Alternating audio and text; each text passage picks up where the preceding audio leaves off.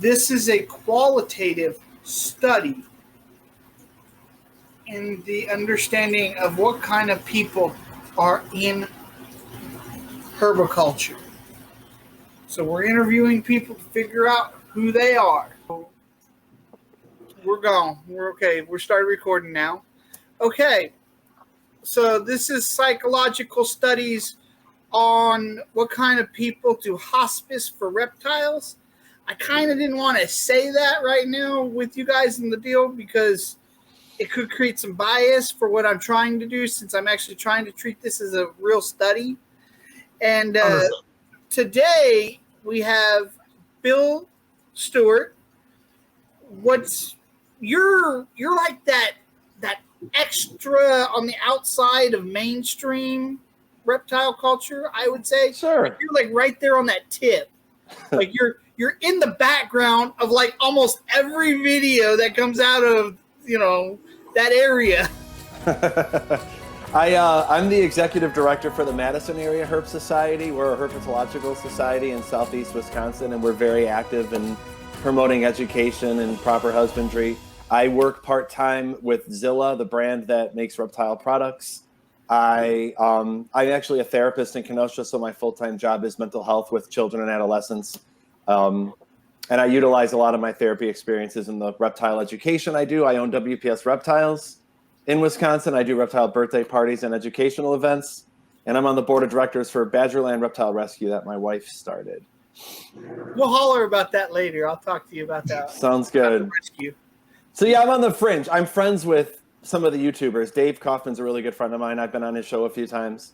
I know Emily and Ed pretty well, and so I want to be a background dude. I don't need spotlight. You don't want to be in the forefront where it's just like, hey.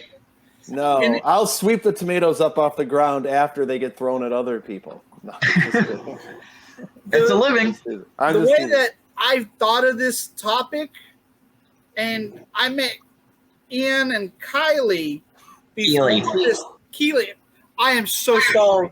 We're used to it. I'm used to people calling me Ian. So, is there an easier thing that I might be able to remember? You'll get it. Repetition. Yeah. Muscle memory. Well, the only reason why I remember my own name is because it's written on my undies. My name's Haynes, by the way. Nice. Tidy whities. That's right. Yeah. So I met you two at a local reptile show, the Show Me Reptile Show.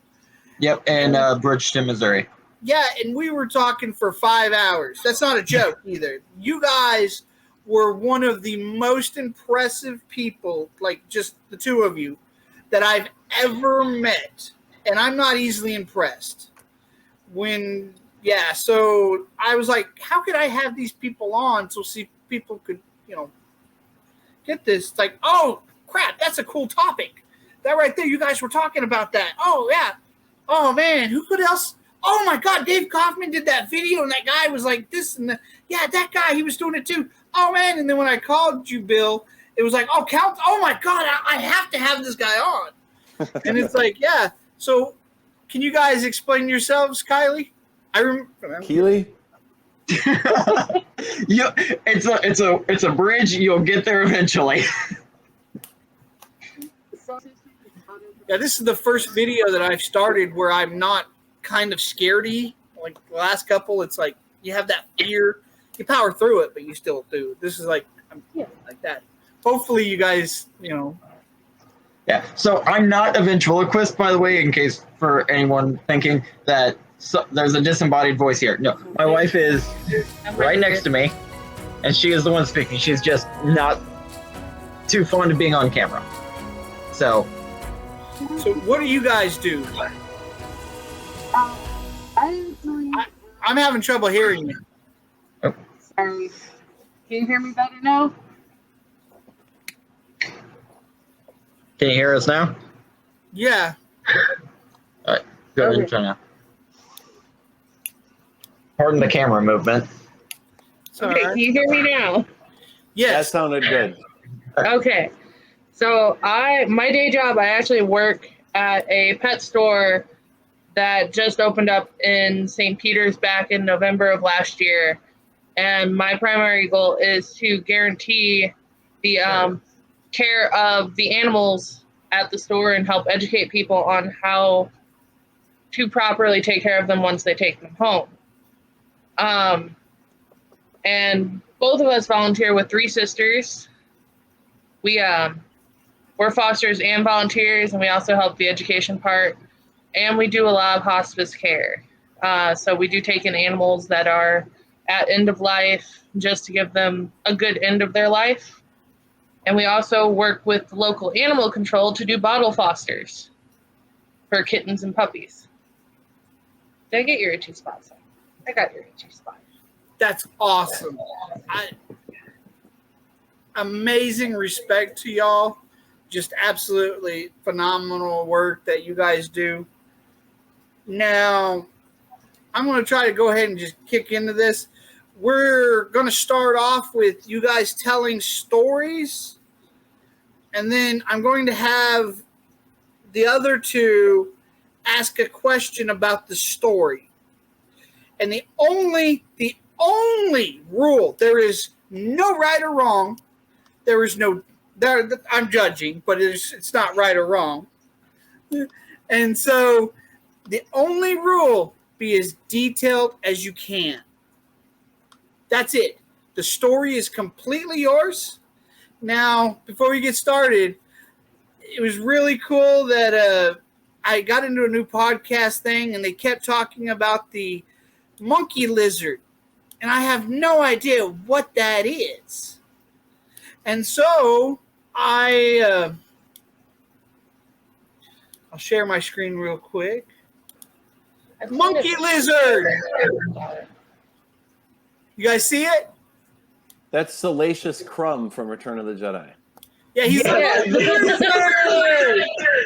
That's what that is. I was waiting for a monkey tail skink to show up, but you showed me. So was I. I was like, what? Salacious Crumb species. I was not expecting salacious whatsoever. Which I think is a food source on Tatooine as well. I loved it. I was like, okay. I think they eat salacious crumbs on Tatooine, but I could be wrong. So these guys are raising a Tatooine lizard? Apparently. You would need some evidence. I would assume not until it's proven true. And There the you burden go, of right? proof lies on them. Or, in the words of my generation, Pixar didn't happen. There you go. Now, why don't we start with Keely? And then after she talks, after she gives a story, like I said, no rules, just be as detailed as you can. And then the other two will give a question. And you're psychoanalyzing us the entire time. So is this about not as deeply as a psychologist would, but there's certain things that I'm looking for, and we'll talk about them towards the end. We'll work. Okay. so I'm is the this psychologist, so I'll flip the switch too. Hey, you guys are more than welcome to say, no, I don't want to answer that. No, I don't want to do this. I want to leave. You guys have the complete freedom. I'm good. And I keep interrupting you, Keely. I apologize. Oh, that's okay. I'm going to interrupt you guys 1,000 times. So we'll kick it over to you guys. So is this about like hospice animals we've gotten in or other situations we've dealt with, or? You tell us. So probably one of the most memorable animals in the in Three Sisters that we have personally rehabbed would have been an Annery corn snake that was surrendered last year. We eventually named her Euriley. And when she was turned over, I'm not going to say who turned her over. She was about 13, 14 years old, and she had been used as a breeder.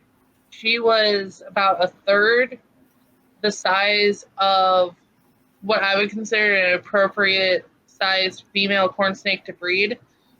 She reminded me of a snake that was only about a year and a half old.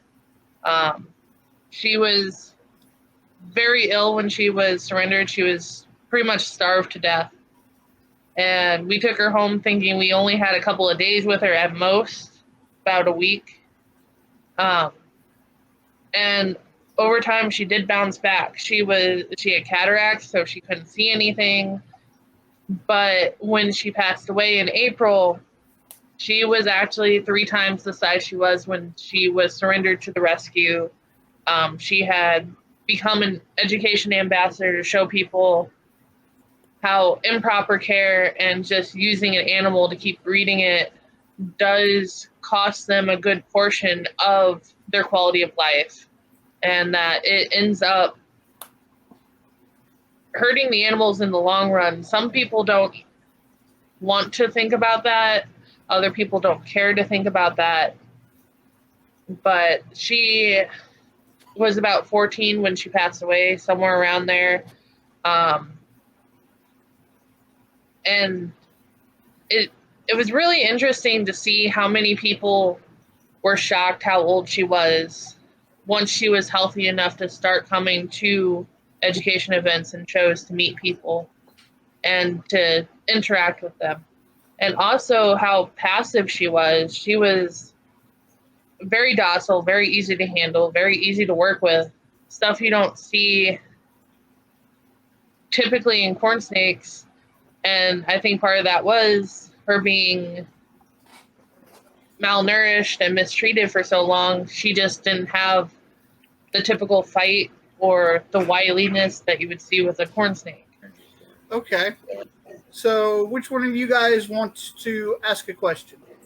I think my only question was, when you guys got her, she was in rough shape and you guys had her longer than you had expected to have her.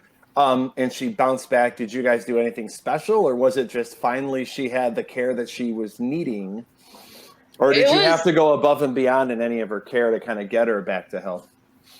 So since she was so skinny and pretty much starved, we did space out her feedings a lot more than how you would typically feed a corn snake, because her body wasn't used to being regularly fed. Right. You can't jump into a big meal and cram her with food. You got to do it slowly. We didn't want to stress her out more than what we already had to. That was really the only major difference we did. But as soon as she was in a proper setup with proper care, getting fed regularly, she did bounce back pretty quickly. That first week, we did have to syringe water to get her hydrated and stuff like that, because she just laid there. But after that, she did start moving around. We offered her her first meal.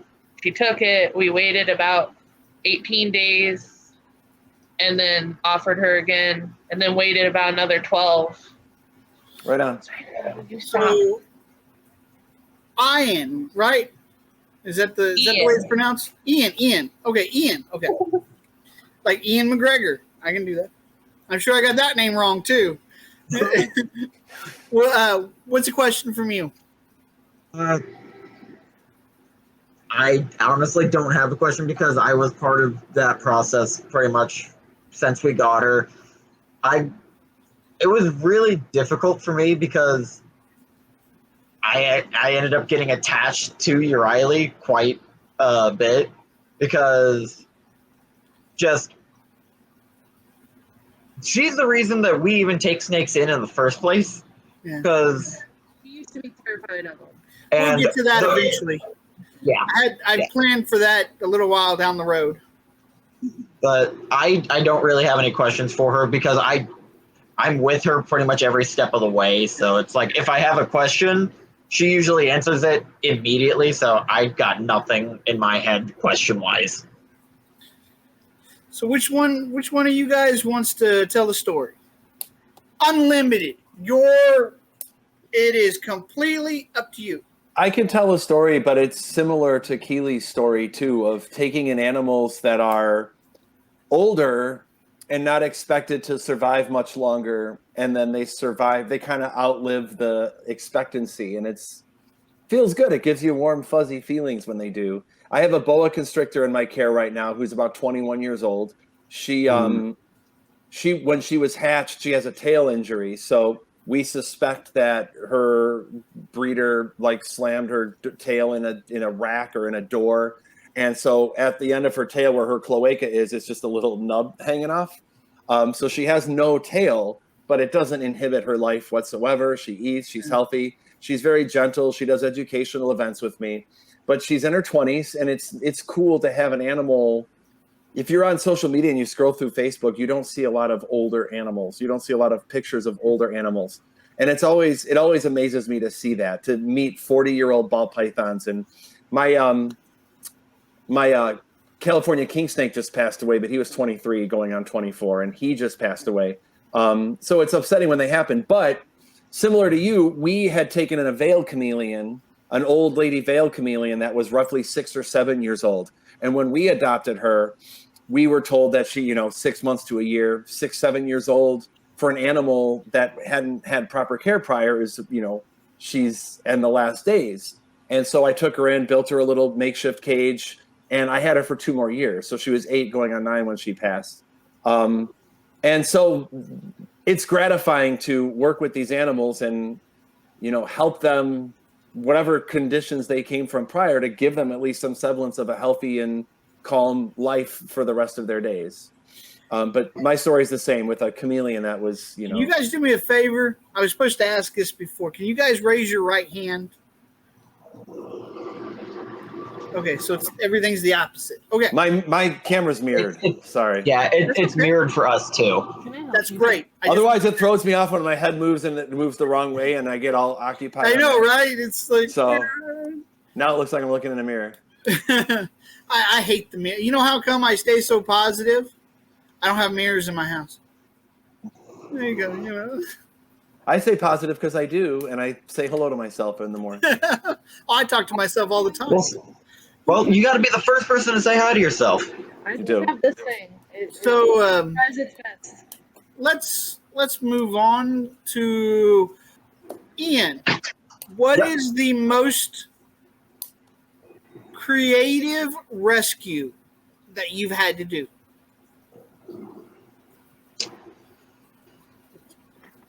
That's a hard one. That is a hard one because I do within Three Sisters. What I do mainly is a lot of the transporting. My wife deals more directly with Three Sisters than I do, but for the most part, what I mainly deal with is transporting. There was oh Lord. Okay. The kitten we had to take. Yeah, so this was at one of her previous jobs, and someone had left a box of kittens just in the parking lot at the end of the day. So It was 2 little kittens. we had just gotten back from doing a veterinary run for her work, and one of the kittens was fine, but the other one was in bad condition. It had maggots on it. It was a pitiful sight. And the closest snuggle representative was in St. Peter's, and I think technically statute for limitations is not applicable here because it was an emergency situation. It was a 45-minute drive. I went from Winsfield to St. Peter's in 15 minutes, well above the speed limit. Which, if I remember correctly, the speed limit for 70 is maybe 60, 65. I was going 80 plus in the fast lane, so at least I wasn't the only person doing it. But just getting there, making sure that the kitten was being taken care of and everything, because she was dealing with that while I was making sure we didn't die on the road. Just trying to make sure everything was not falling apart, keeping my own self concentrated on the road and not being is the kitten okay, is the kitten okay, is the kitten okay, just driving, getting where I needed to be. We got there significantly faster than we thought we would because she put the address in and Google Maps and so forth. It said it's about 45-minute drive with traffic, and like she said, I took that 45 minutes and brought it down to 15. The slowest I went was through the neighborhood up to the home of the snuggle representative. That's really all there is to that one. I I would honestly like to say it did end well, but unfortunately the kitten did end up passing. Oh, I'm sorry. Yeah, that sucks. Yeah, that does suck. But you tried. I'm making the fingers and doing the head bob because my biggest Beardy, my oldest, he's got this shedding right here. Oh. And he's head bobbing me for some reason. And because there's nothing else in this room going on that would actually make him head bob. So he's like head bobbing me, and I don't know why. So I'm doing the thing like, no. Yeah, I'm looking at you. He's my boy. He's fancy. So, Bill, what's the most creative rescue? The most creative. I'm trying to think of how I'm going to use the word creative. I guess it wasn't necessarily a rescue, but I had taken custody and possession of a very, very rare lizard from a facility that didn't want this lizard to pass, but it had shown signs of a fungal infection. And so in consulting with the vet, it required me, this is a semi-aquatic reptile who spent 80% of its time in the water. So I wanted to create, maintain the natural habitat, but also I needed a hygienic habitat. So it was 3 times a day water changes. It was adding sphagnum moss to the water that acts as kind of an antiseptic. It was subcutaneous injections every 2 days. It was oral treatments every 3 days. And I had to make You're a good boy, reptile, what do you call like those like asthma chamber, like a like a CPAP kind of machine? I had to make like a reptile CPAP machine. I had to take a Sterilite tub, cut a hole in it, take a humidifier, duct tape a tube to it, put the like a nebulizer. That's the word I was looking for. So I had to put the medicine in the humidifier, mix it with saline solution, duct tape a pipe to it that came into the tub, and I had to nebulize this animal for a half hour in the morning and the night. You wanted to stop me? No, not you. Oh. Fancy. Okay. So I don't know. I had to be creative in engineering a reptile nebulizer and creating an environment with water and sterilization. And we treated the fungal infection. The animal eventually, unfortunately, passed later on in its life, but it showed no signs of fungal infection upon passing. But it was. So you essentially succeeded in your mission. I did. I wish we. Yeah. I wish. Infection. I wish we could have kept the animal alive, and so also it was interesting when the animal was necropsied. After passing, it had fatty liver, but this is an animal that exclusively eats like night crawlers, and so the whole idea that this animal had fatty liver was really unusual to me because night crawlers aren't really a fatty diet food, and it didn't eat really much of anything else. So I'm not sure if it was a side effect of the fungal treatments, but anyways. As far as creativity goes, making a reptile nebulizer, I think was that takes some ingenuity. was cool. Yeah, that is definitely awesome. It was pretty cool. Yeah, thank you. I want to apologize to you guys. Com Fancy took a dump and it looked really weird, and so that I figured that might have been why he was head bobbing me. He wanted your attention so you could see it right away. Yeah. Look what I made. No. He was telling me to get him out of there. Oh. Before he did it. Oh. He actually tries to communicate with me. It's on the other episode that we talk about the communication of animals, because that was one of the things that we actually found. That's not a joke either. That's literally the back half of the episode. Yeah, I have to check out a lot of the links you sent me. I don't have a lot of plans this weekend. I have to take care of my reptiles, so that's about 27 hours, and then I'll have a couple hours at the end of it. You'll have like 5 hours to watch the video. Yeah. Yeah, I'm surprised. Like when you have work and stuff, you don't have things playing in the background. That's what I do. That's how I get through so much. Oh, I'm trying to focus on you tonight, so my background is sterile. I'm at my therapy clinic actually. I'm not with my animals right now. So, Keely, why don't you tell us the most creative rescue? Or anything creative that you've ever done in your life. The most creative thing that you can think of. If you can't think of anything, you can't think of anything. You're fine. This is like I said, there's no wrong or right answer. If you can't think of anything, that's still an answer. That's what people don't understand. It's not really creative. Go ahead and tell it. I helped arrange transport for an animal from North Carolina to California through people I knew. It was a dog from an abuse situation, and a rescue in California was willing to take it in when nobody else would. The only other places that would take it were planning to euthanize it immediately. So I helped set up transport for that. It actually took about 15 different people to drive from North Carolina to California.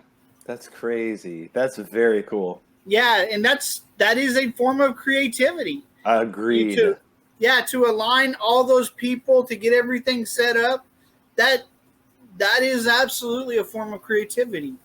It was not fun trying to figure out when somebody was going to be somewhere and the other person had to meet them, and then you have to figure out how long it's going to take to get to the next one.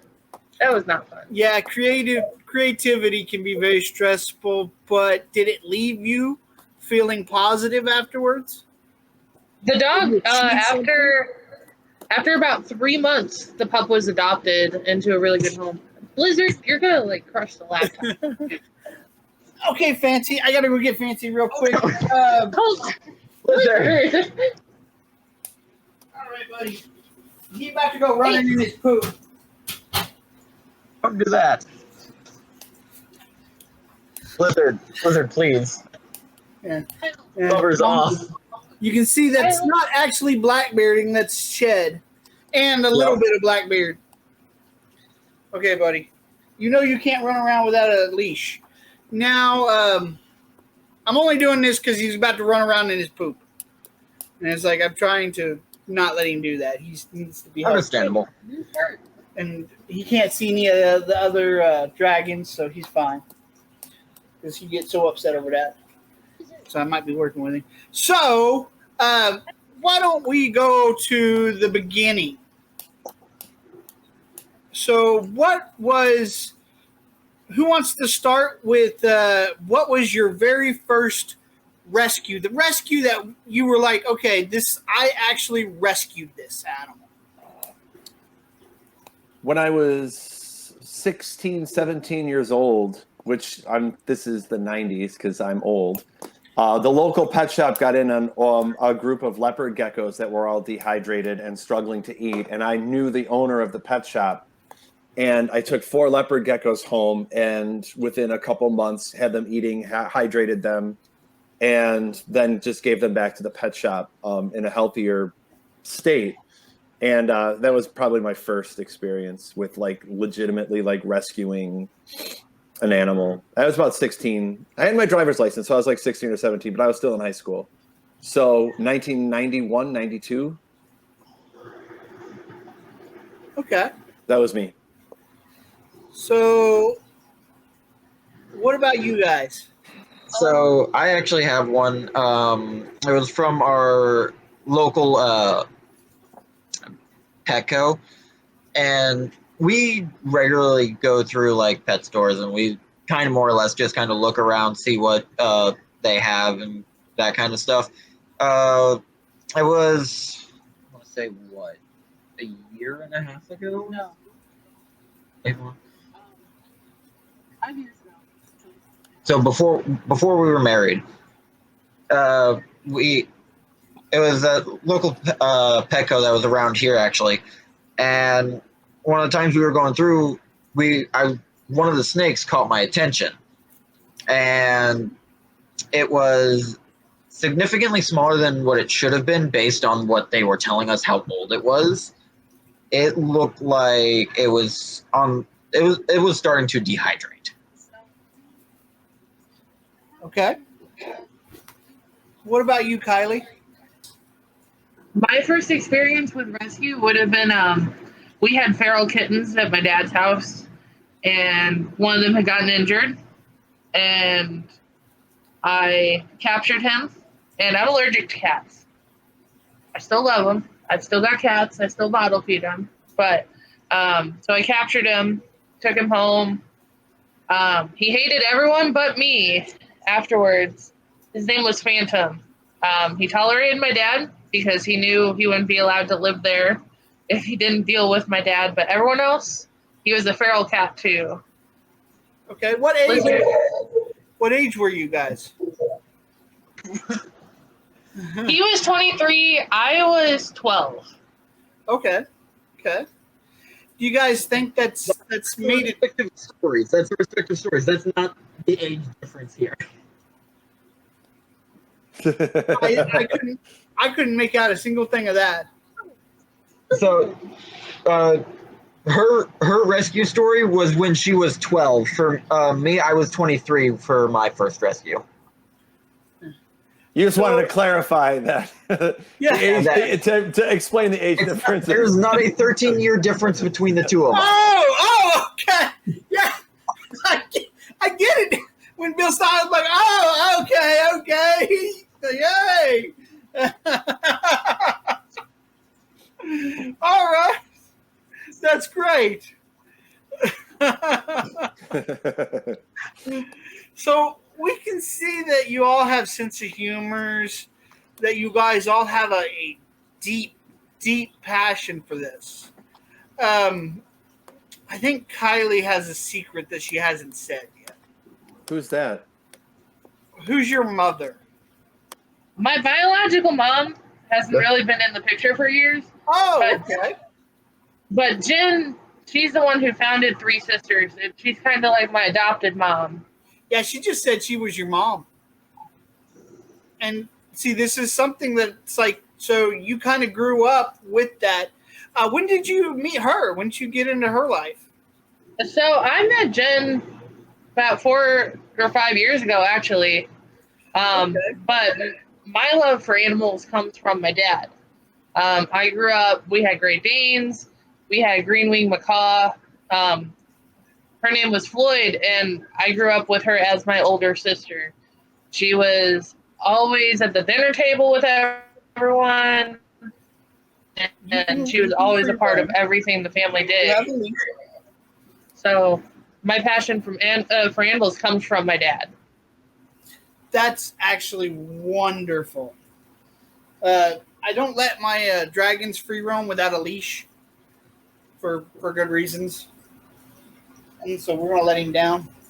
I could see Inferno free around the house, and then he'd bite a cat. He would bite a cat.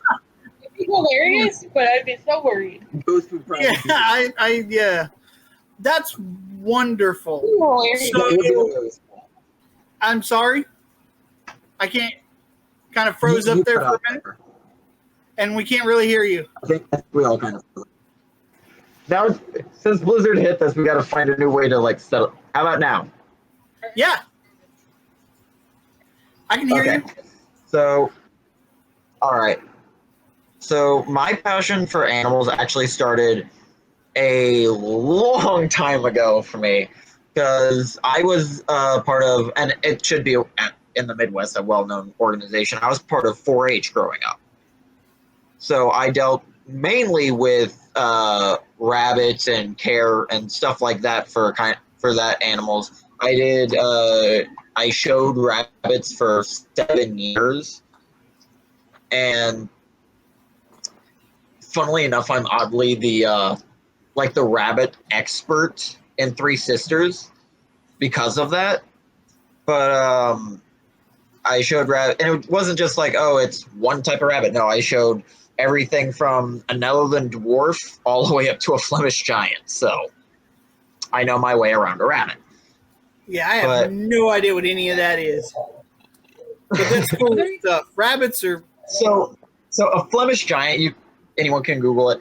Is a massive rabbit. It's the largest domesticated breed of rabbit you can get your hands on. It is large enough that it would make Keely look smaller. Oh, wow. And that is saying something. Well, that's why I have them. Yeah, she actually had Flemish Giants too. But a Netherland dwarf, full grown, is small enough to fit in your hands, like this, and like is maybe that tall. So they're a small rabbit breed, and then you got all the different rabbit breeds that are in between. And I have to say, my top 3 rabbit breeds that I've ever raised: a Holland Lop, those floppy ears. Anyone who hates a Holland Lop, you do not trust. The English Angora rabbit. Now, let me tell you, if you want to talk about difficulty in rabbits, that is probably the Angora is going to be probably the most difficult rabbit to take care of. It's the most hypoallergenic, but it's the most difficult because it's a rabbit that's basically floof. You can actually make yarn, and like you said, yarn for like clothing and stuff like that. You can actually harvest its fur, and you can shave it down to where it's just like a little puffball, and it'll all grow back. I at one point had the Angora. The body of the rabbit itself was maybe about this big. The floof went out to here. And keeping that clean has got to be one of the most difficult tasks for rabbits ever.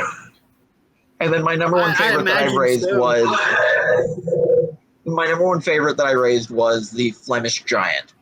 We actually ended up with 3 by the time we stopped showing them, and all 3 of them had won blue ribbon in class. And 2 of them were actually the parents of the 3rd one. So, and we had raised that one up to be full grown as well. And my love for animals started with rabbits, and then just kind of expanded out from there.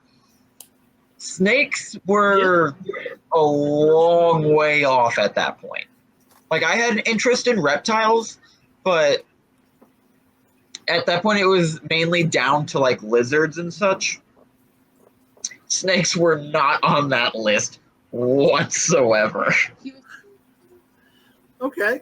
What about you, Bill? Where'd your love for animals come from? I was born with it. My mom and dad have always loved animals. My particular love for reptiles came on pretty quickly. I think I follow the same timeline as 90% of the reptile people when you interview them, that they liked dinosaurs when they were little, and then they found a garter snake, and that I have that same exact story. I loved dinosaurs when I was a little kid, and my dad came home from work with some garter snakes that he found, and I was just blown away. Been fascinated by reptiles since I was little. I think one of the things that helped to kind of nurture my reptile love was that my mom was allergic to dogs and cats, so we weren't allowed to have conventional pets when we were kids. I think I tried a guinea pig when I was about 5 or 6, and she was allergic to that as well, so it didn't last. And I think her feeling bad that we couldn't have pets, on top of my love for reptiles, was like, oh, maybe we can get, little Billy a couple lizards or something. I think I was about 9 or 10 years old when they bought me a pair of green anoles. And so that's kind of how it started. And reptiles are just fascinating. I mean, mammals are too. All animals are incredible. I love them all. But to have animals that can move with no arms and legs, or animals that can, spread their rib cages to glide from tree to tree, these reptiles are just incredible, and I've always been fascinated with them. So I'm sure you can follow my logic here. We can see that Ian and Kylie may not be as creative as Bill, but Bill may be more creative than Ian and Kylie. But the passion that runs deep, like you guys can see that this. So these are the similarities that you guys have that we see. So this might be something that you would think of. You absolutely really need to run a rescue. Here's a good, interesting question. What do you guys think about the word rescue? I'm fine with it. I think it's used I think it's overly used now. And I think it's become a buzzword. And I don't mind using it because I know the work that I'm doing. I know the work that Ian and Keely are doing is this animal is in a bad place. It's sick. It's not being taken care of. I think sometimes rescue is used a little flagrantly now. Going to Petco and buying an animal because it doesn't look happy is not really rescuing it. You're buying an animal from a pet shop. If Petco is like, hey, this animal is sick, can you come and take it off of our hands, please, for free of charge? That is more rescue. I'm not saying don't. I still do it. I go to Petco and PetSmart and buy sick-looking things all the time. But I think rescue is used. I think people will buy a lizard off of Craigslist and say, "Oh, I rescued this animal," but then I also worry about people who say they're doing rescue, but then the animals are also not kept in proper conditions. And I know rescue. I've seen some good examples of that where it's like you'll see on Facebook or like whatever. It's like, oh, we went to the pet store, we bought these fish, and then we released them into the ocean. It's like, no, you just doomed that animal. You just murdered the animals you bought. Yeah, and I don't have a problem with the word rescue because it defines what we do when we do it. I just think it's used a little more broadly, and I think it needs to be a little more closely defined. As much as you want to say you rescued an animal from Petco, you bought the animal from Petco. Yes. Unless they gave it to you. I understand the term it's supposed to be used in the way I used it. I understand that what I used was not technically correct. It's just it wasn't. I think you're rescuing an animal still, though. I mean, I think you are. Oh yeah. If an animal looks like crap at the pet shop and you buy it. Yeah, you're like it wasn't the first time I had seen it in there in that condition. We went in there. He ended up giving it to you, so it was a rescue. Yeah, I'm not trying to slam anybody. I see examples. But I see examples differently on social media too of I rescue this or like I am very fortunate in Kenosha, Wisconsin here that my Petco in Kenosha and my Petco in Racine do a fantastic job. And the staff that are hired at my Petcos are reptile people. I know them. They breed animals outside of Petco. So I'm lucky. My Petco is awesome. And they'll call me, hey, this animal's been here for 3 months. No one's bought it. Can I surrender it to you guys? Or like one of the managers at the Petco by me is working really hard, or at least at one point was working hard to like make sure Petcos didn't sell Euromastics because the Petco cage that the animals are in doesn't meet the temperature requirements for Euromastics. And so I'm fortunate that my Petco is pretty legit. But I do it too. I'll go to a pet shop and see an animal that looks really horrible and I'll buy it. I'll like, hey, can I take it? It looks like crap. Okay. Sometimes doing that just is reinforcing the pet shop to just go get more wild caught stuff. Yeah, and most people probably shouldn't, but you're an actual rescue. Yeah. You've got the... And I wasn't trying to say anything about you guys. Like I see too much on social media about people. Literally Three Sister Rescue. Here's a story that I have. I have a video on the life of Hydra. I got him at 4 months, spirited dragon from a teenage girl, and he couldn't lift himself up. He didn't have any fat pockets or anything. She had him in a 10-gallon tank. And I paid money for him. Because this was a family that they couldn't just give him up for nothing. They were not in a financial place, even though I wasn't the greatest financially, but I know enough. I've actually worked for pharmaceutical companies. I've got degrees in physics and chemistry on medical tech and stuff like that. So medical stuff I can actually work around and stuff.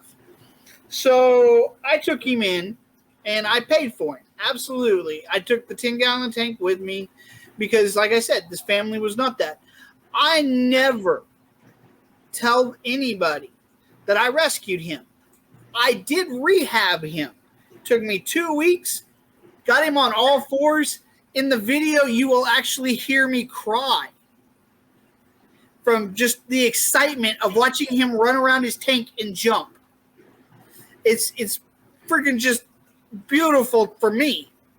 So the thing that I always want to drive home to people is that when you're like, oh, if I went around and go, I rescued him. Well, now we've made that girl who was a teenager feel possibly shitty, and she may not come to me again. She may not come to me if she ever wants another one. And so are you really helping that next one that she might get later? It's an interesting point. Yeah, I got onto somebody else on Facebook the other day because they posted about this really nasty bearded dragon that I think I know the picture. And yes, this bearded dragon absolutely needed to be surrendered to a rescue. But this person made a post about how shitty this person was and how they, like, it was just like, they don't want to listen to me and stuff. I'm like, well, maybe you're not qualified to actually help them. And they're like, no, you're the problem. And he's like, no, you are attacking this person. Nobody's going to listen to you if you're attacking them. So why? A lot of people shut down I can't. Once you start being negative towards them. Still a little bit. Come on. Can you hear me now? Yes. Okay. Okay. Once, Just leave it right there. once you start being negative towards people, they generally shut down. There is no way to ever, in any form of conversation, get people to where they can do better if everything you ever tell them is negative. Right. So if it's a workplace situation, if it's your kids, if it's your family members, if everything you ever do with them is negative, they will never listen to you in the way you want them to. Correct. Every interaction you have with somebody, no matter how pissed off you are, no matter how upset you are, needs to have some form of positivity that the other individual can hold on to give you the credibility to be able to help them in the long run. Okay, so let's do this a little differently now. Okay, Bill, what's a story where you've had the nastiest reptile and you've had to tame it, train it, do something with it? How did you achieve that? That's a good question. I'm in the process of it right now. I just recently adopted. A friend of mine gave to me an Everglades rat snake that's about 6 feet long. It's about this thick around, and it's a beast. It's angry. It seems to be aggressive. It strikes at the glass. What I'm trying to do with it is, I'm leaving it alone for a week, and then I want to just be as gradual as possible, where I'm just going to, for 5 or 10 minutes a day, sit next to the cage and not react to its strikes or bites. I don't know if it's going to be receptive to this. It needs to learn that I'm not a threat to it. It needs to learn that I'm not going to harm it, but it takes time. It takes patience. I might get bit here and there a few times, and I'm ready for that. But just slow and gradual, calm interactions, no sudden movements, no jerks. And just, I'm going to take my time. I mean, you have to be patient with these animals. You have to know their language and know their like stress, communication. I've had a couple snakes too that sometimes you got to take a bite also. That's part of it. Kylie and Ian? So probably the most difficult and defensive one that I've dealt with was when I was younger. It was before my parents had divorced. My mom had a friend who had a iguana, and this iguana was technically full size. He was stunted. So he, without his tail, was only 2 foot long, and his tail was damaged and broken. So it pushed him to about 3 foot long. So he was tiny. You could not have your hands anywhere near him. The guy who had him originally, anytime the iguana did anything he didn't like, he would hit it or smack it or throw it. So anytime it saw somebody's hands, it freaked out because that's the only experience it ever had was somebody hitting it. It never had the positive interactions, and it would not deal with guys at all. So my brother and my dad, it stressed it out way too much when they were around. And just over time, me and my little sister, we would sit by its enclosure, and eventually we were comfortable enough to open the enclosure. And so long as we never reached for it, it would come out. It would crawl on our laps. It would lay on us.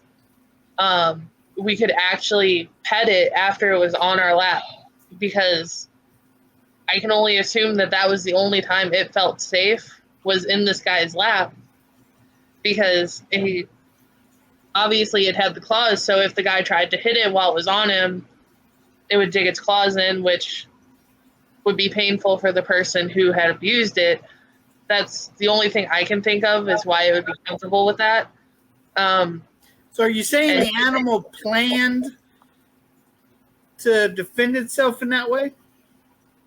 It was actually planning it. Ralph, which was the name of the iguana, he was not a bad iguana. What you see people complaining about, their iguana is aggressive, the tail smacking and all that, he never did that. He was a very passive one until he physically saw your hands. And then he'd do a complete 180 because he was terrified. It was fight or flight, and in an enclosure, he had no way to escape. So he was trying to keep you away from him the best he could. Did you ever get him down? We could never physically remove him from his cage, but we could open the door, and once he would be out, he would not be as terrified of people, just because he had an out. He could get away if he needed to. He didn't have to try to fight to save himself. Ian, do you have a story? If you don't, I got something. So one thing we might take away from that I realized, something I practice, when you're dealing with people, you always leave them an exit. You don't ever stand in a doorway. You always allow them. One thing that we were talking about on the last one is the body language being non-threatening. So if they have an exit, they have a way of escaping. And when people are encouraged, they will actually be more honest. Now, the things that you guys have said, what are some of the ways that we might contribute that to people? Like to actually, or you guys could go into what is the person, the hardest person you've had to deal with? Like something that most people would it'd just be a fight. I fortunately haven't had too many hard people to deal with. With the Badgerland rescue, we had a younger man bring in a gecko that was in pretty bad shape. The gecko's doing well now, and then just a few weeks later, he surrendered another gecko in pretty bad shape. So I don't know if he surrendered a gecko and then just went out and got a new one and hadn't changed his care. But he was, most people I'm dealing with, I don't think anyone intentionally harms these animals. I don't think anyone does it on purpose. I think sometimes I don't want to use the word ignorance because it's not appropriate, but I think sometimes if I go to a pet shop and I just take for face value what I'm told, I take my animal home and I don't do further research. I don't learn some of the subtleties of the animal,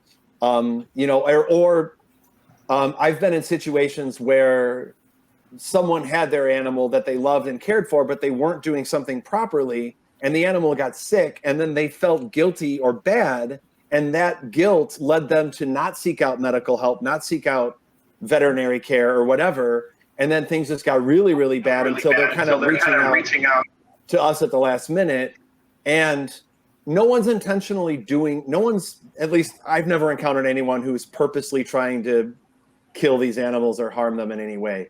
And knowing that helps me to approach all these situations from a compassionate perspective. And sometimes it's education. We just took in a pair of tortoises. One was a Russian and one was a Redfoot. And the gentleman had them together. And Redfoots have different care than Russians. And so the Redfoot has some the Russian looks great. The Redfoot has some medical issues because it didn't get proper humidity. It was missing protein in its diet, things that Redfoots need. But we've always dealt with people. I think the hardest ones are the people they're emotionally attached to their animal, and it's heartbreaking for them to decide to have to surrender it. That's interesting. And that's the hardest ones that I've dealt with. The kids who's had a gecko for 10 years and now they're not allowed to take it to college, and they're sobbing, holding their gecko in their hands, who's healthy and looks fantastic, and they just have to make a really tough choice. I met an 18-year-old kid who was moving to across country and didn't take his Russian with, and he was bawling his eyes out, surrendering him. And those are the hard ones for me.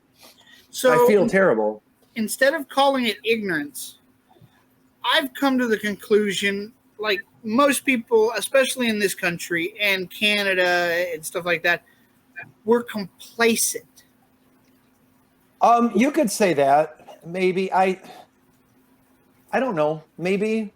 I don't want to call them anything. I mean, if their animal's been sick for 2 weeks and they surrender it because they realize they've gotten themselves in too big of an issue, whatever stage you froze the animals in when they surrender them, I appreciate them reaching out to us and surrendering them. Like Ian and Keely said, if we make people feel bad or we blast them, they're not going to seek help. They're not going to reach out. And then the animal's doomed. And so approaching every situation with compassion and just understanding that the absence of research or education is likely what led people there. And then that feeling of guilt can be a black hole that people go down. And I'm not going to call the vet because I feel bad. Well, now it's 2 weeks later, my animal looks worse, and now I feel even worse.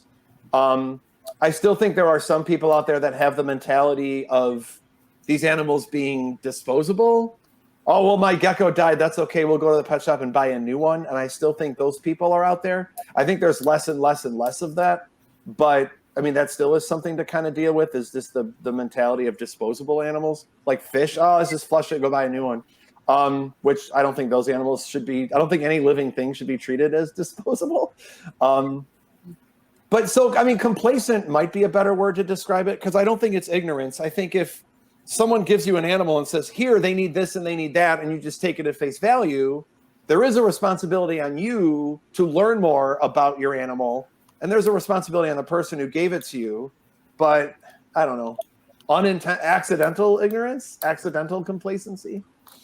Working in a pet store, I do see that a lot, actually. The whole premise that people have of disposable animals, especially fish. Yeah. They don't realize that to properly cycle a freshwater tank takes 6 weeks, and to properly cycle a saltwater tank takes at least 6 months. Yeah.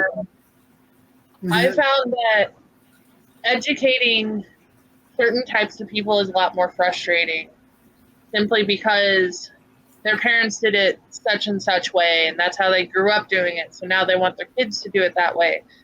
And every year, husbandry standards, care standards change. As we gain more information, everything is changing. Yes. And a lot of people don't like how quickly these things change. And it also becomes a perpetual cycle of a lot of people have outdated information that they're giving people, and then these new people who are just learning have this outdated information. So when somebody has newer information, they're questioning what they learned before. And at my work, or when I'm educating people in general, I tell them if they cannot explain why you would make one choice over another with a clear definition. Hey, I would choose this over this because this does this, where this does this. Then they don't actually really know what they're talking about. So, like, T5 versus T8 bulbs, just using UVB bulbs as an example. both work really well in the right setting. T5 can penetrate mesh, T8 can't. T8 doesn't last technically as long as the T5, but you still have to know what your animal needs to know how long it's going to last for that animal. And people look at me funny when I break it down like that. They're like, then why is this an option? I'm like, because 10 years ago, that was a great option. That was the best option there was.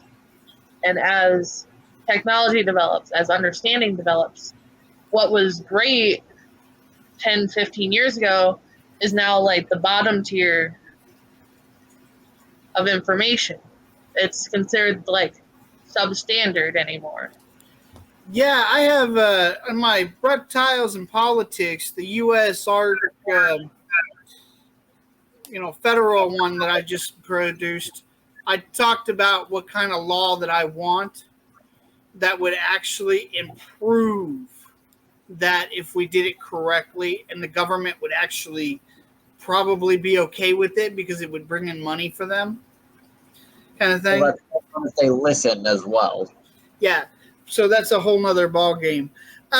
Let's talk about. So Bill, you were talking about the old, 40-year-old snake. I think it was python, but tell me, put yourself in the shoes of it for a day. When it was The in snake? your yeah. Oh, so the 40-year-old ball python I met. I did a education event with a few other people, and there was a gentleman on the stage with me who had a normal ball python and said, "What do you think is special about this ball python?" And I'm like, "It looks normal. What's special about it?" And he said, "I bought it when I was 17 years old, and I'm 57." I'm like, "Holy crap, that's very cool." So that snake wasn't mine. My boa's about 20. I had a king snake about 23 years old. I have turtles. I have tortoises now that are in their 40s and 50s. I adopted I adopted two aquatic turtles. They are Asian leaf turtles that were given to me from a woman whose mom had to go into like a nursing home. And the woman said, "I remember when I was a kid sitting in the back of the station wagon in the 70s, moving from Chicago to Minnesota with these turtles in a bucket in the back seat with me." And so these turtles are older than I am. They're in their early 50s now. So And they're what do you awesome. think their feeling for the day is? Like, just put yourself in their shoes for the day. Put yourself in the boot, for example. So I could do that. We are making a leap in assuming that reptiles have those kind of feelings. Like, what's it all about? Why am I trapped in this pond? But their basic needs are met. So they have the right temperature, clean water. They have access to food. They have access to basking. They have access to UV. So all of their basic needs are met. If I go up the hierarchy, they have stimulation and enrichment in redecorating their cage to provide enrichment, using different foods to provide enrichment. It's not just pellets every day, but sometimes it's shrimp, sometimes it's this or that. Having access to my outdoor pond where they get natural sunlight. So I feel like they're content. They don't show any signs of stress. They don't show any physical ailments. They have a clean bill of health for all intents and purposes. And so I feel like the equivalent would be me waking up and walking out to the middle of the woods by a waterfall with a Heineken and just spending the day there and then going to sleep, which sounds dreamy to me. I don't know. Yeah, I need probably more than one Heineken. Anybody having that dream? Could you guys? I'm gonna go put my foot in the water by the waterfall and listen to the sounds and smell the jungle and have my Heineken and have my whatever I want to eat that day. Pepperoni pizza. So, what about you guys, Keely and Ian?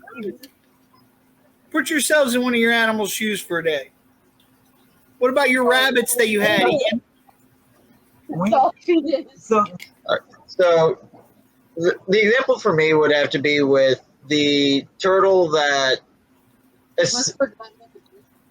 Yeah, she was. So Victoria, when when Keely and myself first met her, it was Victor because wasn't properly gendered.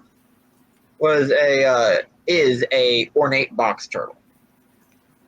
She was given as a gift to a girl's father by the girl some 20 plus years ago, and along the line, that gentleman eventually ended up with dementia and then forgetting about that box turtle in a South City dirt floor basement for, what was it, 10 years or so?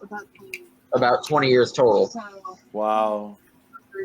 She's old. That turtle is older than I am. But when Jen found her, well, the daughter reached out to Jen. Jen came over. Jen found her, and she was essentially a walking clump of mud.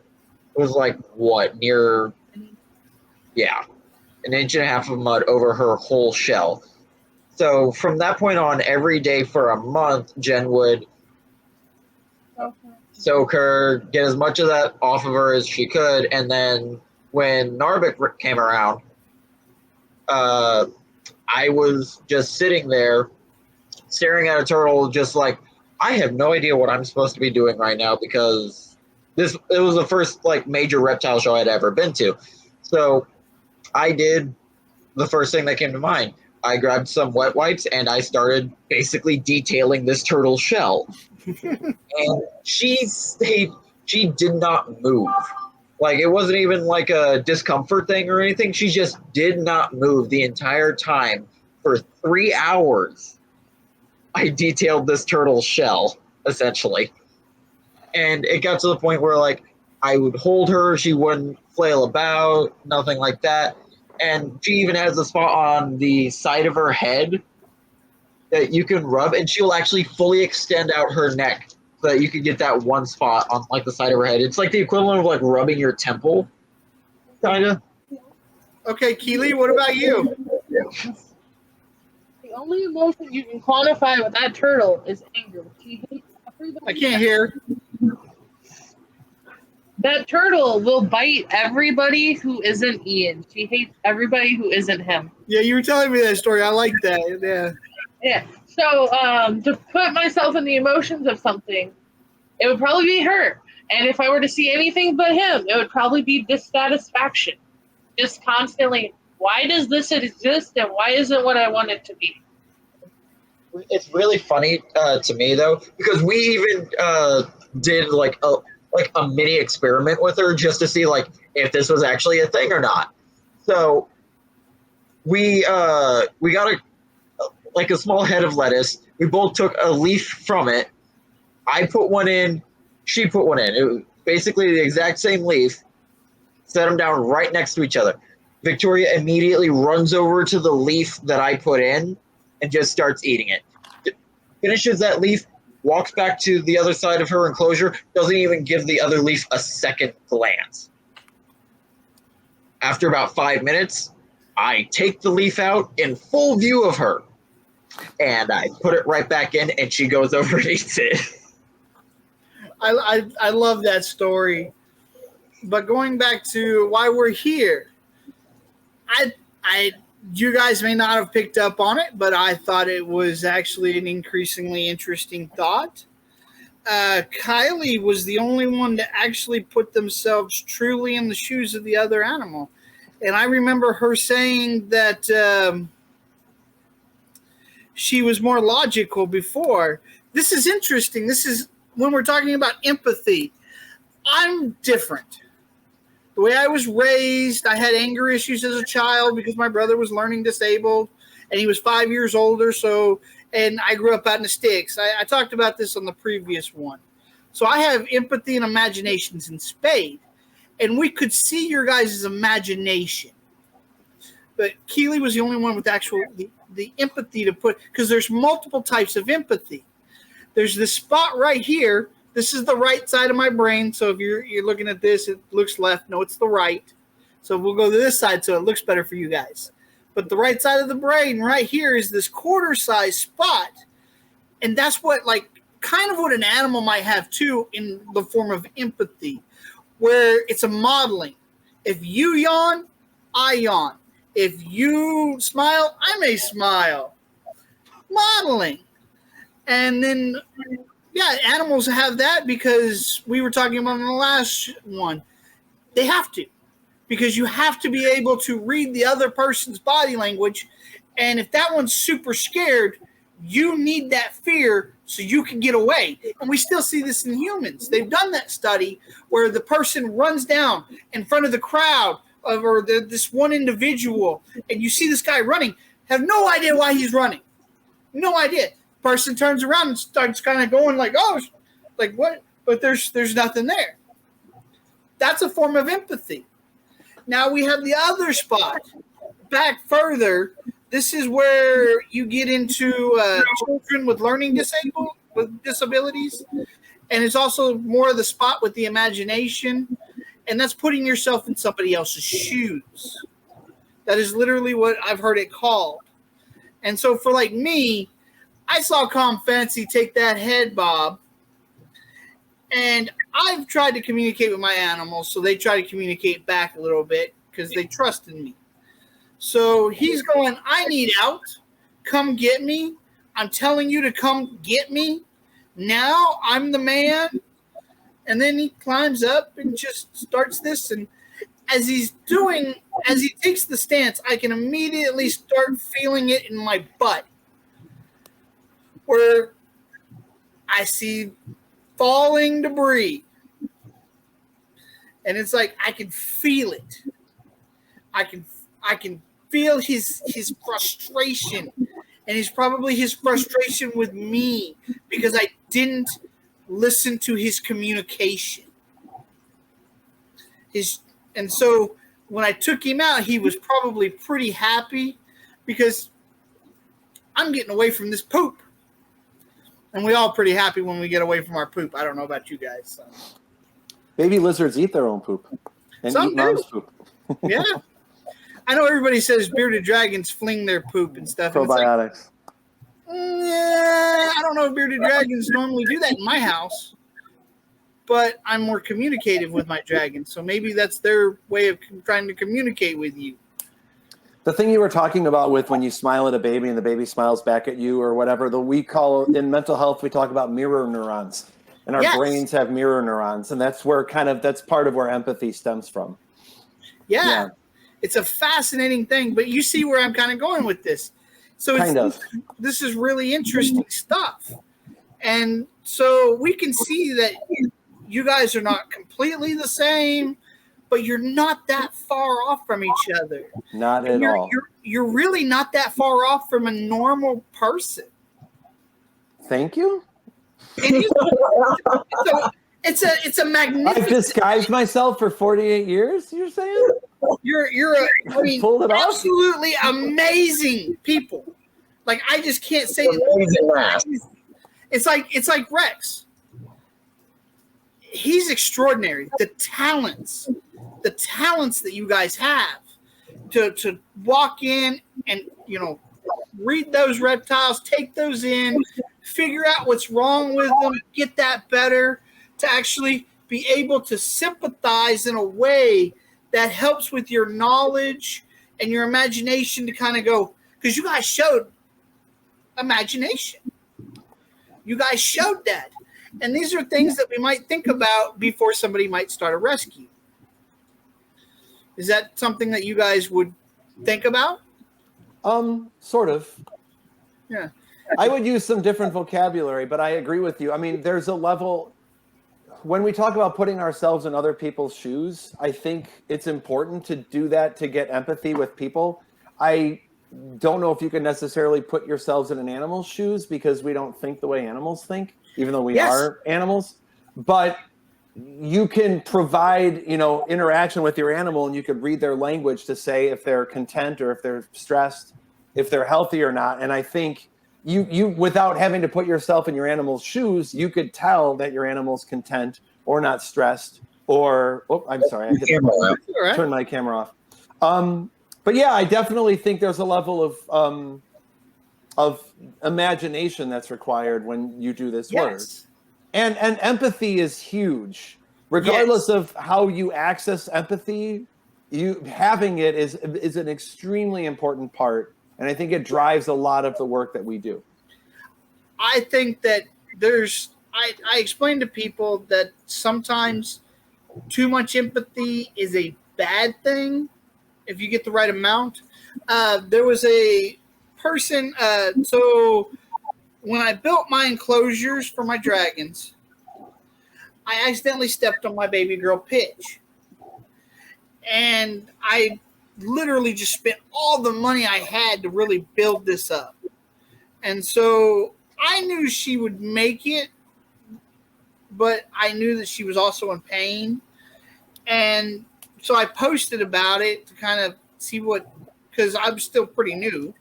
I had only had them for probably 3 months. And so I got that feedback from everybody of give them up, take them to a rescue if you can't afford to take her to a vet. So it's like, okay, that's not going to happen. So, I mean, she's fine.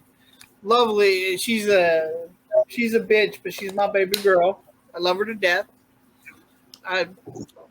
And so later, Spike, the one I had with her, that he got his own place, and he started developing this weird looking back, but he was super, super fit. I watched that guy actually do pull-ups to eat plants. And so it's like, okay, so then this lady, this administrator came on, and she was like, hey, you know, freaking, you need this and blah, blah, blah. And it's like, I don't really think you're correct. I'm not for sure what. And so we got into it over mealworm bullshit, because even me, I give them this massive variety diet, and she focuses on the mealworms, how they're going to do the impaction. And it's like me and my vet are fine with it. And so then it's okay. And so she's like, yeah, no, I've been rescuing dragons for 5 years. Well, about 30 days later, he'd grown a hump on his back. And he might have ate a firefly. So one or the other passed him away. And so I posted about it that night. And this group is usually really nice.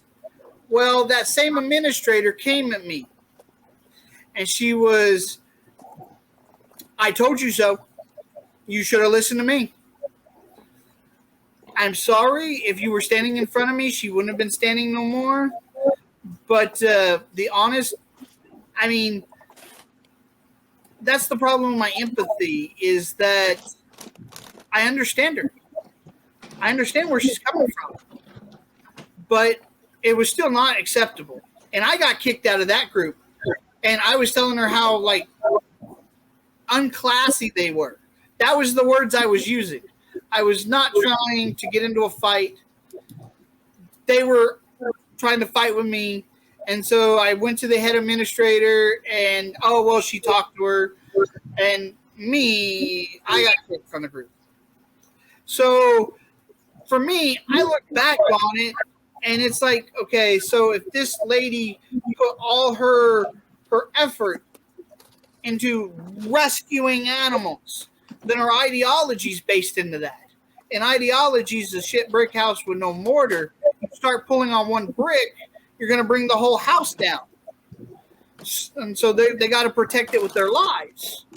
So if she's been doing anything wrong, or anything that she's wrong about anything, then what has she been doing? Like, it's all invested in that. And so I get it. I get why she did it. I get why she was so nasty about it. It's okay to be wrong, though. It's okay to be wrong, though, so long as you're willing to admit and learn that you're wrong. It doesn't matter what job you have.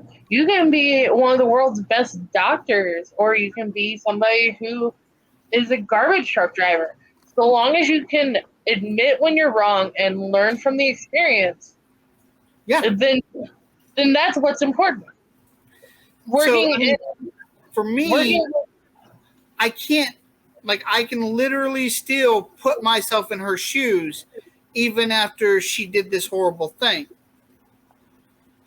And that's what some of the problems with having a mass amount of empathy and imagination together kind of does.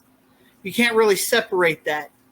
So understanding limits is something that's interesting. So why don't you guys tell us about a time that you guys met your limit when dealing with maybe a sick reptile? What do you mean met the limit? Like an animal that I tried to help and realized that euthanasia is the most compassionate decision? And when did I make that decision? You tell me, because it's your limits. I haven't met my limit with rescue yet. I still enjoy it. It's still gratifying. I did a Zoom meeting a few months ago on compassion fatigue and how that relates to reptile rescue to avoid being burned out. We talked about countertransference, which I think might be what you're talking about when you talk about having too much empathy. We talk about countertransference when we take on too much and we don't have our own healthy boundaries and we don't take care of ourselves. But I'm a huge proponent of that in both rescue with animals and in mental health, of having your own boundaries, making sure you're taking care of yourself, and not burning yourself out. But so I haven't hit that limit with rescue. I still enjoy this. It's still gratifying. I have lost animals. They have died, or I've chosen to euthanize compassionately. And it's sad, it's upsetting, but it motivates me to continue what we're doing.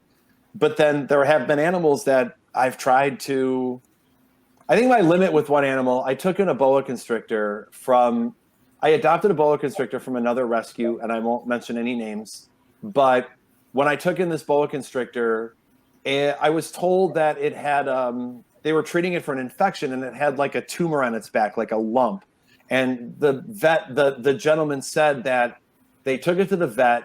I can't remember if he told me it had x-rays or not, but that they tried lancing this like tumor or this like infectious mass on the back, and they had no success with it. It was really hard.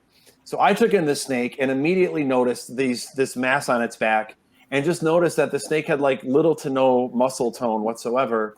And I took it to my vet and I took it for an x-ray, and it wasn't a tumor. It was the animal's vertebrae that was broken and exposed, pushing itself out of the snake's skin, which is inoperable. You can't fix it at that time. I don't know how that wasn't noticed in this other rescue's x-ray. So I don't think they did x-ray, because they would have seen that it wasn't pus, but it was the bone sticking out. And this animal was just far too gone to have any quality of life. I adopted 2 snakes, and they both were humanely euthanized because they were just way far too gone. But those are decisions I don't make myself. Those are euthanasia decisions I make with my vet. But sometimes it's necessary, and prolonging an animal's life is just not in the cards for that animal. Yeah, that's a wonderful story. But that was the worst, man. It looked like a shark's fin, this poor snake's back, when we looked at the x-ray. Like, that's fucked up. Sorry. Yeah, no, that's massively fucked up. And it was bad. He couldn't move the back half of its body. And see, that's what knowledge does. Having that knowledge. So now next time if somebody out there sees a snake with a cell fin, you might recognize that it might be a bone from another animal. What about you guys? I think my limit with it wasn't actually in a rescue setting. It was in my workplace, since I did work with animals. The place I used to work received a shipment of bearded dragons who all were stargazing and super sick. Oh, crap. And, of course, we took them to the vet. I made the call to have every single one of them euthanized, which it was 4 baby beardies, which hurt because they were so young. But I knew there was no coming back from that. We had to get it out of the store before anything was exposed to it, before anybody could take it home to their babies, before I was exposed to it too much and risk bringing it home. And I told my workplace, we cannot get beardies from them for at least a couple months. Everything is going to keep dying. Every store who gets a shipment from this place is going to have their beardies die. I had told the store leader he needed to immediately contact corporate about it because it's so contagious. And the whole clutch at least had it. So the 4 plus whichever other ones were alive and whoever they exposed it to, because it was so contagious, they had stargazing disease. They would waste away, and there's no way to get them back from that when they're especially that little. And then they got a shipment of dragons in the next week, and they had the same thing. And just mentally, I was done. I was like, we know what the issue is. We know how to stop it from exposing our animals, from exposing anybody who comes in that door. But a corporate entity does not care. They just want to get them in the door to try and sell them, and their goal is to get them sold before they die. And thankfully, the particular store I worked at, that was not how our store worked. Our goal was not get them out the door as quick as possible. It was make sure they got a good home. But I don't know how many beardies got sold at other locations to kids or to families, and it was right around Christmas. How many of them woke up 3 days later and their beardie was dead? Yeah. Because of something that vet had the paperwork written out. I had submitted it to be sent. Every one of them should have been pulled for at least a couple months. The store should not have had beardies in, just to be on the safe side, but they didn't care. That's wow. Yeah, this is why I saved this for a little later. We're going to try to go back to something a little more positive to make sure that we leave it on a positive note for the viewers. Yeah, it's something that I highly recommend to people to understand about beardies. If they flip over on their back, it's unlikely a muscle it's unlikely MBD. It's more likely to be a metabolic or a muscle disorder. Or that. Yeah, like a mental. I watched one beardie online where it actually looked like a bug running up and down underneath the skin. And they were like, yeah, it's metabolic bone disease. Everybody's like, it's like, no, that's a muscle disorder. I don't give a shit who you guys, that's neuron stuff going on there. That thing needs to go to a vet right now because that's, yeah, like I can't even stress that enough, just how it rolled underneath. Unless it was like the Usain Bolt parasite that was just... It could be a parasite too, but it's like... a fast parasite. No, I agree. It sounds muscular. Yeah, it could be neurological too. If there's a neurological disorder that's overly stimulating muscles. So far, what have you thought, Bill? Since you have more training in this than I probably do. I've studied this is a very, very cool conversation. It is. I appreciate this conversation too, and I like. There's not a lot of conversation about like the hospice side of this, if we want to call it that, the hospice side of keeping these animals. There's a lot of talk on rescuing and this and that, but there's not a lot of conversation of the elderly reptiles of the planet. And so it's nice to give them little shout outs as well. They're living their best lives as best as they can. Some of them have a lot of stories to tell, but we try to give them the most comfortable end of life, I guess. That's so I've enjoyed this conversation a lot. I've actually been taking notes also on further conversations to be had. Yeah, if you ever want to bring those up, you're more than welcome to. Yeah, for sure. Another kind of thought that I've had is maybe you might want to co-host sometime. If I'm available, I wouldn't mind joining you. Do you see what I'm doing though? You see, I kind of do. We'd have to have some more overt conversation about it. But I think you're in talking about reptiles, you're looking at us. You're looking at people. What kind of people, what qualities do people have in common who do reptile rescue or who take in these animals? And that's something that I've been kind of thinking about myself in looking at reptiles and mental health, so to speak. Oh my God. Okay. And how about we talk to Kelly and Eon real quick. What do you guys think about that? Reptiles and mental health. McGregor over here.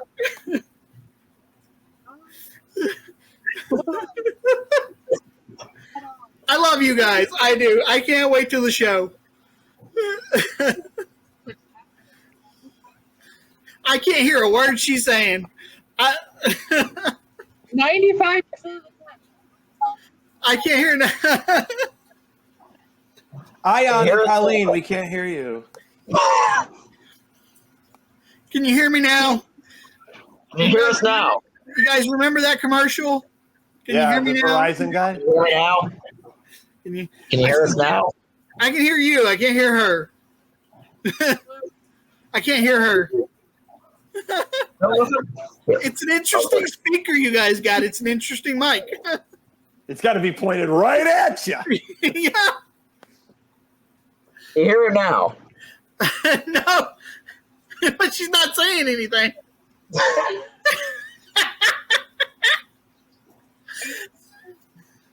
I'm glad we can laugh. You know, I'm happy with that. But when it comes to reptiles and mental health, I'm a little bit biased. My mental health is in the trash can about 95% of the time.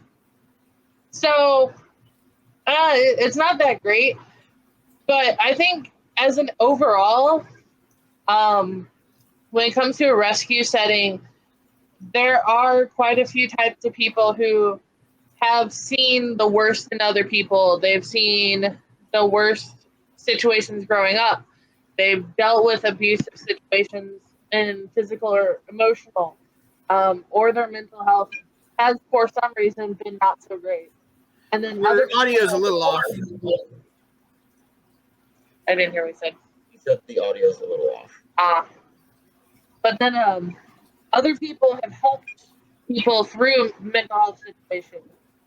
And I think that a lot of those people tend to gravitate towards being part of rescues, whether it be reptile, small mammal, dog, cat. Yeah, every time you look away from the camera, it gets a little choppy. Yeah. But I think that a lot of people who have seen the outcome of mental health issues, whether it be their own or somebody else's, tend to gravitate towards animal rescue in some form because they realize that a lot of the times the animals don't have the voice to defend themselves. Yes, a dog can bite somebody to try and defend itself, but at the end of the day, most people put that dog down. These people become the voice of the animals they're taking care of. They try and get them the proper care. They try and get them taken care of to the best of their ability. And it's not saying that everybody who works in animal rescue has mental health issues, but I think everybody in rescue situations have either helped somebody with issues before or have had issues themselves. So let me think real quick. Okay, I just had it. So have you two seen that when somebody has been abused or something, that this is a helpful thing to have reptiles or pets in lives? Like, have you guys personally seen that beyond you guys? I have. I have seen several people I know who struggle with. I have seen several people I know personally who struggle with mental health have a reason to do things when they have an animal, whether it be a reptile, a dog, or cat. A lot of times, a lot of my friends who have been suicidal, they have an animal to guarantee they won't do that to themselves. because they don't know who's going to take care of it after they die. So they want to give it the best life they can, which means they have to stick around. It's like a Band-Aid over an issue. But I know Dave Kaufman had on he was a bearded dragon breeder. Yeah. And he was a drug dealer, or he was a druggie, and then it helped turn him around to breed beardies. These are powerful animals that can have powerful impacts on people. And I think one of the things that and maybe Daniel, you and I could talk about this, is when you look at like emotional support animals, or when you look at service animals are dogs and they're trained. So separately from service animals, emotional support animals, is there something special about reptiles that make them more effective than a dog or a cat? I mean, would people choosing an emotional support bearded dragon or a gecko or whatever, is there something more unique? Yeah, that's something that's really interesting to me, because I love these animals. I loved them all my life. I've been in mental health for 25 years, and I got a couple think things these are to kind of say. Powerful and unique animals. And like you said, I mean, for whatever reason we keep these pets, they help us, they enrich our lives. Having pets enriches our lives, and these animals can definitely, have a powerful impact on us for whatever reason. I compare dogs and reptiles to my grandparents. So my dogs are like my grandmother, who was a freaking saint. Never cussed, had a beauty shop in Little Pineville, Missouri, and just dealt with the older ladies. And everything I did, I could not do anything wrong. Just love me no matter what. And freaking, you never appreciate that person till they're gone.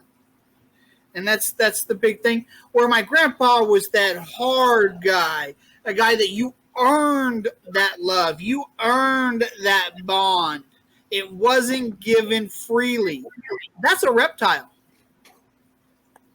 Things that are hard on the outside are usually softer on the inside, and that's why they're hard on the outside. Think about that one, Daniel. Yeah, so going to abuse, something that I try to tell people is often the abused were the abusers were the abused. And in life, we can often see maybe two types of people like that wind up with somebody just like their parents, or somebody who's not like their parents.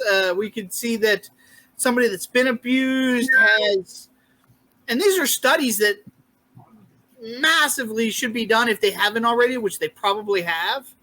I haven't heard of any, but understanding that sometimes the abused become. There's an episode of Criminal Minds where they were like this, and Hobbs is like, one guy goes, "Yeah, my dad beat me. That's why I killed people. What do you like? How was your childhood?" "Well, my dad beat me. That's why I catch you."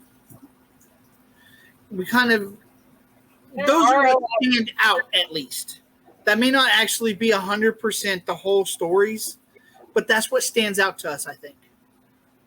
I kind of feel like there's three sorts of people who come from abusive situations, regardless of what it is. Granted, there are definitely a lot more kinds of people, but generally most fit into the bracket of, I hated it, I don't want anybody else to deal with it, I hated it, so I'm going to ignore it, and I hated it, so I'm going to make you suffer too. I feel most people at some point fall into one of those categories.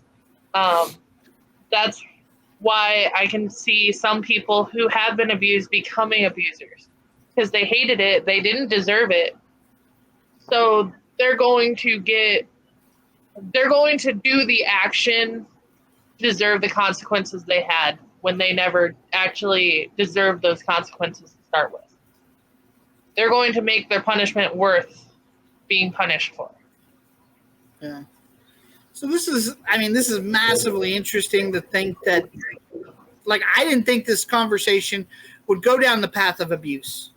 But that's why we do this kind of things. The things that we find are just, I've got a couple of things out of the Rex video that I'm like, oh my God, this could get somebody a PhD doing this study on this type of situation. So, like I said, you just never know what you're going to find with these types of things, and I have a video on mental health. I mean, talking about mental health of the animals, mental health of the people. These are things that are important. Agreed. This was a very cool conversation tonight. I think so too. Like, I love these conversations. I was excited. Like, I was truly excited to come here. Yeah. And like I said, I've met Keely and McGregor. Yay! You said Keely! Did I say it right? Yeah, you did it! It only took me an hour and a half. I'm only teasing you, brother. Hey, Hilarious. I just that's like better than I normally get. Ian and Keely. McGregor. I'm just gonna call you McGregor from now on. McGregor? That's hilarious. That's so. Why don't you guys? I think we could probably end this here. Would be a really nice spot. So why don't we leave the audience with a couple of thoughts? One, we can talk about a really positive something in rescue that you guys did with an animal, because as hospice goes, it's very interesting, and I'm gonna like put a little thing in the beginning of this before we talk, that it's the audience. Did the audience actually think after this, before this and after this, could they have done hospice for reptiles themselves? And you really have to be a rescue person, a real rescue, somebody that actually just has that imagination to put into play, to understand the animals and understand the medical side of it to some extent. You may I agree with you, but I have a small caveat to challenge that. Go. Here's my challenge, and it's not a challenge, but I agree with everything you said. However, I would hope that moving forward, people can do their research on the animals they're purchasing and understand the lifelong commitment of the pets that they have. So then they know that this 6-month-old gecko I'm buying is going to live 8 or 10 years and take care of them for that 8 or 10 years until they are elderly geckos in the same home. And then the need for hospice places won't exist because I'm going to commit to this animal until it dies. We do it with cats and dogs. Let's do it with snakes and lizards and turtles also. And if this cute little tortoise that sits in the palm of my hand is adorable, but it's going to live 80 years, am I ready for that? Are my kids ready for that? I love the thought. Like I said, we should be doing that with people too. Everyone should be prepared for hospice because we are all committing to these animals and taking them into our homes. That law that I'd like to. I love the idea that we can't. Sorry, McGregor. I love the analogy you used with the tiny little tortoise that'll fit in the palm of your hand, because that could very well turn into a tortoise that's 1.5 feet, 2, 3, 4, 5 feet across, that walks across your backyard one day. Yeah. And I have a sulcata at home who is 14 going on 15, who is about 65 or 70 pounds. So he's not even a quarter. No, he's got not a long even ways a quarter to of his go. life. Yeah. he has a long life ahead of him. He does. Yeah. So And I keep law- reminding my daughter, hey, don't forget, you got to get married and have kids because I need someone to take these tortoises. There you go. When I'm You gone. gotta have somebody take care of you and all your And animals. when you're you're older. gone, these tortoises are going to be around. Yeah. So That tortoise is going to be a family heirloom. yes. My grandfather, my grandfather. Can you imagine that? Right, reading the will for your son. Bill leaves his estate out in the country. For his cousin, he leaves his expensive car. For you, you get the tortoise. I got to sneak a tortoise and everything. Here's, when I die, here's the money you get from my life insurance policy and a tortoise. I love it. That might be enough to take care of it. Towards the turtle. Has to go towards that tortoise. You get all the stuff, but you got to take a tortoise. But it's rewarding. I mean, keeping these animals as pets is rewarding, but having them live and having an animal that's living beyond its life expectancy is gratifying and it's rewarding. And I think one thing that we all share in common is that compassion for other living things, not just people. I mean, Keely made some really strong comments in her conversation earlier that shows me that she has a compassion for humans as well. Yeah. And both of you guys do. And I think that compassion just stems to anything that's living on this planet, that everything deserves a chance to live its best life, whether it's a gecko or a spider or a human. Yeah, I think that's amazing. And I think that's a great send-off. Don't you guys? Yeah. Sure. So before we leave now, Keely.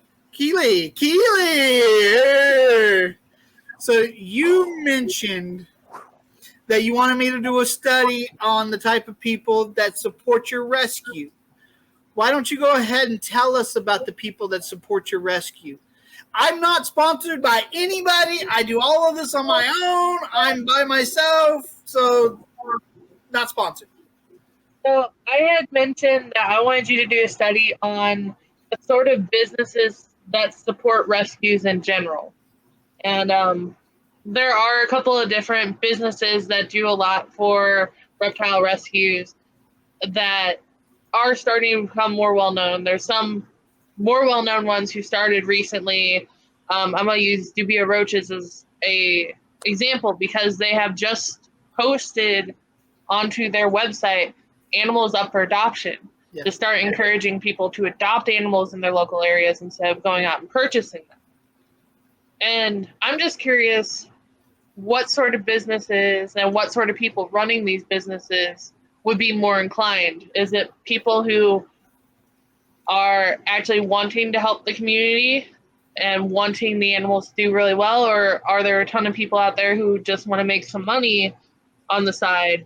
Because guess what? Breeding a whole bunch of roaches is pretty dang easy if you break it down. I love Bill. I love how academic you are. I've never been academic, but I love learning. Like, that's the whole point of my whole, I am a real scientist. I'm not just some guy. I'm a research scientist. That's cool. So why don't you tell us, Bill, about people who support your rescue? That would be a question for Sarah because she runs the rescue, but we've gotten donations from, if we're shouting out businesses, Dubia.com is very generous. Pangea is very generous. Morph Market has extended support to rescues. I think the whole notion of rescues and rescuing animals is filtering into the mainstream a little bit more and becoming more widely understood. We have local businesses in Kenosha who are supportive of us, if not even monetarily, but sharing our posts. I mean, sharing a rescues post on Facebook is free and it shows your support. I don't know what type of businesses, like I can't find a generalization, but I think, and this could be a larger comment, I've made this comment before too, like the reptile hobby is very supportive of each other in certain instances. And when someone gets sick in the reptile hobby, there's auctions to raise thousands of dollars to help them. If somebody's house burns in a fire, the Facebook jumps in to support that person. And I think that generosity and that compassion is spreading now into understanding how important rescues are with reptiles. And the hobby is very accepting of mental health conversations too. Like mental health and therapy is still very stigmatized in the general world. But I think as reptile keepers, we've been way more accepting of it. And I think that's incredible that we do that. You know, on any random Facebook post, someone might make a public post like, oh, my stress is really bad today. My anxiety is, I'm really having a hard time. And there's 100 comments. Me too. You got this. You can work through this. My anxiety is bad also. And to have a community with such an open and honest and trusting dialogue about mental health, I'm so excited about it. And it's really motivating to have us as a hobby embrace that. So I see a lot of similarities between like the mental health field and the reptile field and trying to destigmatize mental health and support each other and be honest in those conversations. We don't give enough support to the supporters, I think. Oh, thank you. This this is actually what I think I made Ed uncomfortable from Ed and Emily. Because I literally went to him and I was like, you are an amazing person. I respect you as an individual for the actual respect that you give to Emily for her dream, even though it's probably become your dream. I want to make sure that you know that I support you. That you ever need anything, you can always holler at me because I understand. This is often stuff that we don't realize, like with spouses and stuff. Support the supporters. But I think it made him uncomfortable, and I can kind of understand because nobody ever talks about that. But yeah, humble, dude. Yeah, at least it was a positive message. Right on. Yeah. No, you're right. Every therapist should have a therapist. I mean, that's something we toss around in mental health. Every therapist needs a therapist. I want to start doing, and I'll share it with you too. We did that. I did a Zoom meeting with people who ran reptile rescues, and we talked about compassion fatigue and burnout and healthy boundaries and stuff like that. And it's something that they wanted to do again. And so in the next month or two, I'd like to host another Zoom conversation about how we're managing our own emotions, preventing. You can't save the world, so we have to have limits on things we take on. How much stress do we carry with us if an animal dies that we didn't want to have die, and how do we process that? And that's something I'm doing. So I'm having more Zoom meetings and conversations with people who run rescues about managing their own feelings about it. That's why I literally, when I talk to people online, I try to push how to help them help other people. So I want them to be able to help, because like you said, you can't save every animal. But you can help other people learn to help other people to save these animals. Like that person that was, oh man, you're the problem. No, you're the problem because you're attacking this other person. Before they cut off the comments, I was like, no, you need to fix your shit. And if you want me to sit down and help you learn how to better help somebody else, and if you are really helping this person, then why is this animal still in need? And I am more than happy to sit down and help you learn to help these other people. Simon Cowell's a lot of fun to watch on TV sometimes, but it's not an effective way to help someone who needs it. Yeah. Right on. Any lasting thoughts? No, but this was a fun conversation. I appreciate you inviting me onto this. I like having this conversation. It's not a topic that's often discussed, and so and I think it's excited. I think I hit a niche, don't you? I think so. I think you're onto something. I was really surprised. Keely and Ian, it was really, really awesome talking to you guys today too. Oh, they're amazing people. Yeah, they're literally cool. Like the reason why I kind of started with this topic. I'm like, oh shit, I want these people on. I told Sarah that I was going to be in this podcast tonight with three sisters, and Sarah was like, oh, they're awesome, and she was all excited about it. So Sarah Granis from Badgerland says hi. Sarah Granis Stewart from Badgerland says hi. She's going to kill me. I didn't say Stewart at the end. Edit that part out, Daniel. So the McGregors, I'm just going to call you guys the McGregors now. But wait, why are you doing that? Because of Ewan McGregor, who played Obi-Wan? Because is Ian. Ian McGregor. Ian McGregor. The first thing that came to my mind, and it's just like stuck now. Oh. We got him across the bridge to Keely, but we ended up losing the bridge to Ian. Yeah. Well, it's an easy name. We got the more difficult name. That's okay, though. Ewan and Kathy, it was awesome meeting you guys tonight. It was awesome meeting you. You guys got any thoughts? No, this was fun, though. Thank you, Daniel. I'm going to go back and watch your videos, and we'll have more conversations together. Oh, yeah. Like I said, we want to do that laws in Wisconsin. That's the Wild West, man. I've actually heard somebody online, I was talking about doing this, and they were like, when you get that posted, I want to hear about it, because they didn't realize, they were like, our laws here are a little like this, and they didn't really say that it was town to town, like you were saying. So it's village to village. So yeah. Where I live in Kenosha, I'm allowed to have certain animals. There are a couple restrictions, but if you go to Racine, you're not allowed to have crocodilians. You're not allowed to have this. If you go 3 counties over, there are cities that can't have snakes. Janesville, Wisconsin, you're allowed to buy a corn snake from the pet shop in Janesville, but you're not allowed to own that corn snake in Janesville.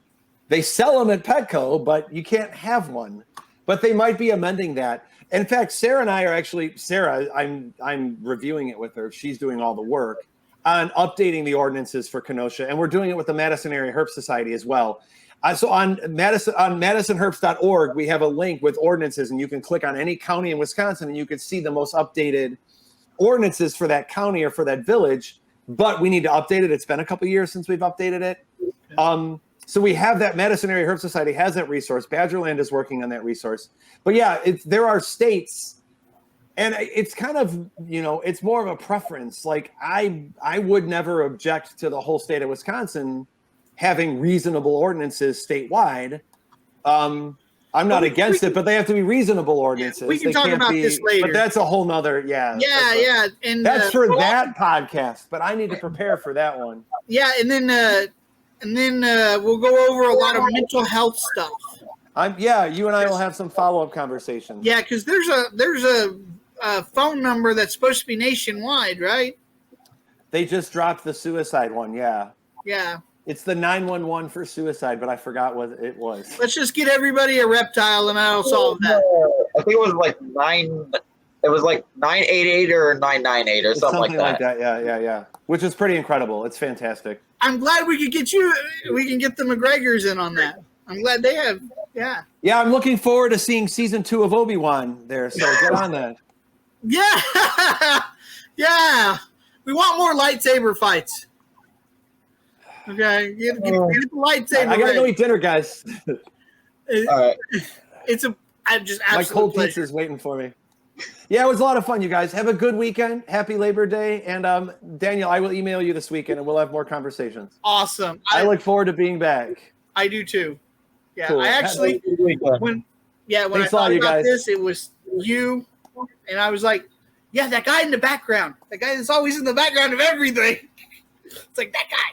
And then it was like, oh my God, yeah. I like to make random cameos on things. Like that one character actor that's been in 100 shows, but he's always like. You're the monkey lizard of Star Wars. I'm the monkey lizard of the reptile. Right. I'm in the background, sitting on Jabba's lap. There you go. Thanks, man.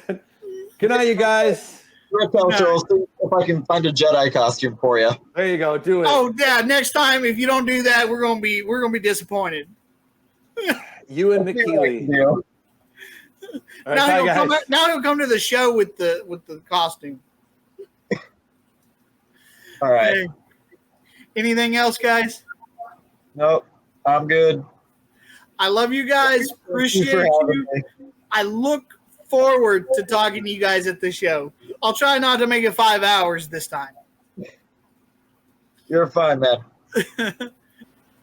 I appreciate Bill Stewart, Ian, and Keely for coming on the show. I look Bill Stewart's input, and I want to reach out to my audience and find out if there's somebody you actually want on the show to kind of go through this process. I would love to hear about it. You can actually send them the actual video and see if they want to come on. We'll see if Bill wants to be co-host and start moving this into a bigger direction, because it's so interesting to see what type of people's here. And if you guys want more of this content, the best thing you can do is like, subscribe, and share it with people. This way, it actually gets out there, more people see it, and I can actually get monetized and afford to actually do more of this, because this is so important of subjects. Thank you all for paying attention. Thanks for sticking around this long. You guys have a great night.